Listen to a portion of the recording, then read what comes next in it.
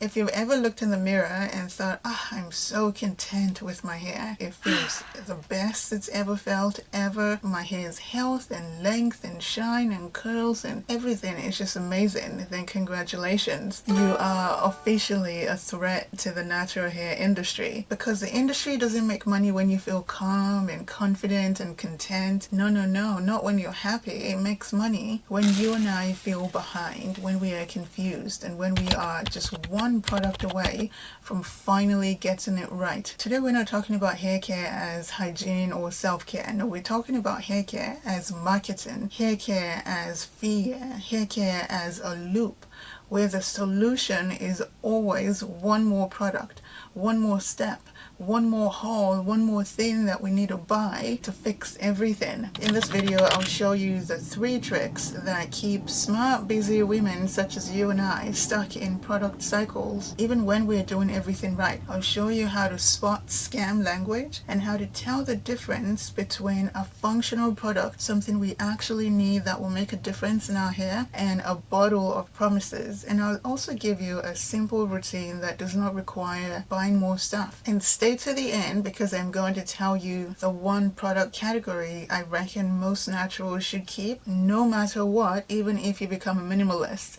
and it surprises most people. So let's begin. Hair care is not a scam in the sense that shampoo is fake and conditioner is a lie, even though I have some thoughts on those 2 categories, especially coming up hopefully in a few months. But hair care products can absolutely change the way your hair behaves. The scam is a belief that you need a constantly expanding routine to be good at your hair. That is a scam. And then if you are not buying, you are neglecting yourself, you're neglecting your hair. The scam is turning natural hair behavior into a crisis that only a product, only a purchase can solve. The scam is a never finished feeling. No matter what, we still want to do something new to our hair. And if you're new here, I'm a clinical trial scientist, and that means that I dislike vague claims and I read fine print for fun. I'm not here to sell you hope. I'm here to help you hopefully stop paying for more and more confusion. Here's how the machine works in terms of our hair. Step 1, you were told you have a problem you didn't know that you had. Right? Welcome to the day and age we live in. Step 2, a magical product will fix it. And step 3, they show us proof in a before and after photo that is not controlled, not comparable, and usually not even the same hair conditions. Your hair's dry because you're not moisturizing properly. So buy this butter, buy this oil, buy this cream, the mist and the spray, right? Buy the whole thing. The proof is shine captured right after styling your hair under flattering light with the product sitting on it. Your hair won't grow because your follicles are clogged, so buy this detox scrub, especially the one with the peppermint tingle, the scalp serum. The proof is in the tingling, because sensation is now data.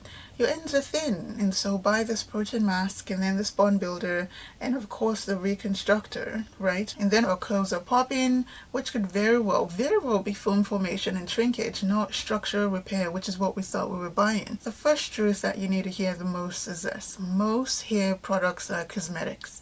They change slip, friction, static, softness, and shine by coating the hair or conditioning the fiber. All of that is useful, exactly what we want, and we want great, amazing, excellent quality products. But it is not the same thing as repairing the hair the way living tissues heal, because the hair you can see on your head is dead fiber. It does not regenerate. All it does is accumulate wear over time. So when a brand uses healing language, it's not always a lie, but it is often an exaggeration designed to keep you buying and buying and buying, because you think that you are healing your hair. Now here's the question that keeps us trapped. How do I tell what is real versus what is just good marketing, good poetry? Excellent question, because if we learn these 3 traps, we start being easy money. Trap number 1 is new words for old functions. This is scientism. Brands use science words to hide basic functions. If a product says moisture, 9 out of 10 times it is just lubrication plus softness, which are excellent, right? But if it says nourish, it usually means oiling or conditioning agents sitting on the surface of the hair. If it says repair, it often means a film that temporarily fills the roughness and reduces friction. The chemistry of the products is not the problem. The language is a problem because it implies that your hair is alive and therefore can regenerate, but we know that that is not the case. Here is how to protect yourself. If the claim is vague and emotional, please assume marketing. Just assume marketing. But if the claim is mechanical and specific to a particular problem, it has a chance of being real. Revives the hair is vague. Repairs the hair from the inside out, that is vague too. Restores the moisture barrier of your hair strand is also vague. But reduces wet combing force, reduces static, improves slip to the hair, reduces breakage under grooming conditions. These are mechanical claims. These are things we want to be looking out for. If we cannot describe exactly what a product does to our hair strand in one sentence, in a simple conversation, we're likely just buying a story, not function. That is our first filter. Trap 2 is routine inflation. Somehow we've turned hair care into a performance, right? A good wash day is now a 7-part series.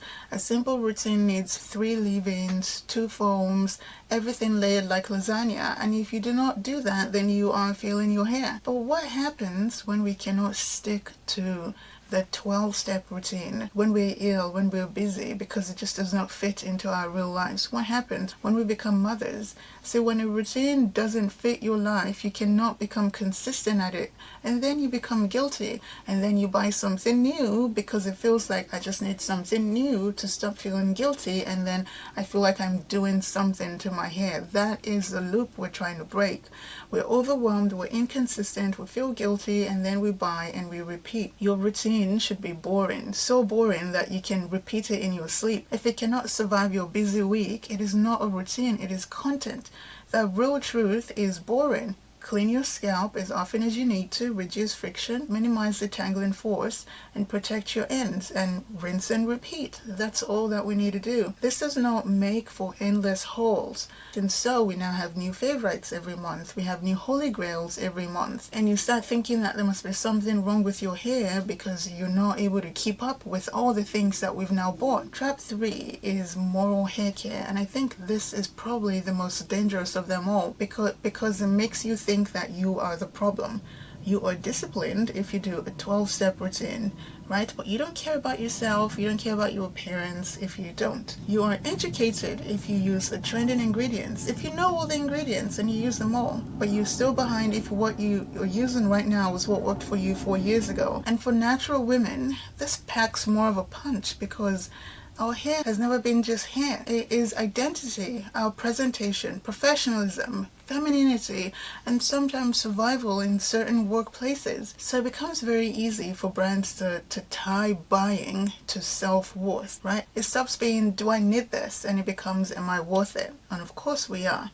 But that is not self-care, that is psychological pricing. Now I want to say something that may sound blunt, but may free you. The question, what product do I buy, has no perfect answer in most cases. What we can do in most cases is infer function. We can look at an ingredient list and we can say, right, this has cationic ingredients, it should therefore reduce friction. Or this product has foam formers in it, it should improve slip and it should cut down tangles. Or this one has chelators in it, it should lift mineral residue. But 2 products can share the same headline ingredient or have similar ingredient lists and behave completely differently. Why? Because we do not know about the concentration of the actives, we do not know about the raw material quality, we do not know about the formulation logic, the stability over time, we don't know how it reacts with your hair or your water, we don't know your build-up history, we don't know your styling, polymer, layering, everything you use on your hair, we don't know your routine. This is why products that work for somebody else may not work for you, because cosmetic performance is formulation.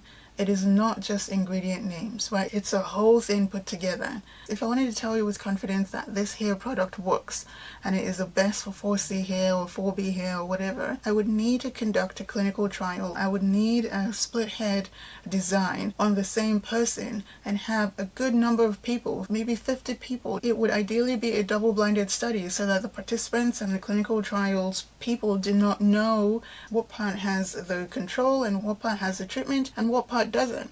I would need a standardized wash condition, the same shampoo, the same conditioner, the same water temperature, the same detangling method, the same detangling tool, the same section size, same number of passes, same drying methods. We would have to control so many variables to go, right, the effect we are seeing, is it as a result of this one product? And we would run this study for 2 months, for 3 months, and I would measure outcomes that actually matter for type 4 hair, like wet combing force, wet detangling force, like number of passes to detangle, like breakage captured consistently. Do you know what I mean? Friction ratings and standardized photos under the exact same lighting. Then I would run the stats to see if the difference is real or if it's just noise. Do we have any statistical significance between groups or compared to baseline? Because here's the problem, almost no one has this level of data for hair care products. Almost no one does. Not even many science-based brands. So when someone claims a nuanced scientific ranking of 25 bond repair products and says this is what they've done, most of the time it is just a snapshot judgment designed for content. That is entertainment and that is fine. I understand it is often better than nothing, but it is not everything. I recently did a leave-in video comparing all the leave-ins I've used over the last 3 years. I've been taking notes, I've been writing down what I've noticed, what I've experienced with using these leave-ins for so long. Some of them were recent additions, but many of them you could even tell that the bottles were almost empty. You have to use something for a very long time to go, right, this is how it works. This is why it works. And then that is something that is easy to suggest to people. However, that still does not tell us that the ingredients or the formulation of a particular product will be the answer to all of your problems. It doesn't tell us that. Once we accept that, we can stop making other people's certainty make us feel like we are behind. You're not behind. Now here's the part you actually need. How do you stop being scammed without being cynical, right? And without giving up on hair care altogether? You stop chasing the next best thing and you start choosing the right function for you.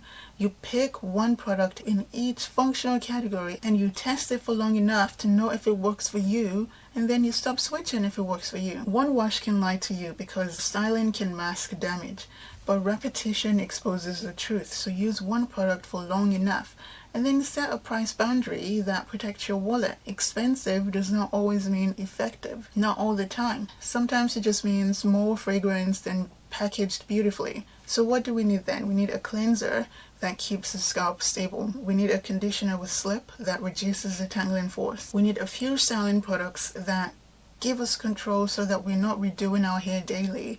And then we need night protection at night when we go to bed so that going to bed does not undo our wash day. That is the core.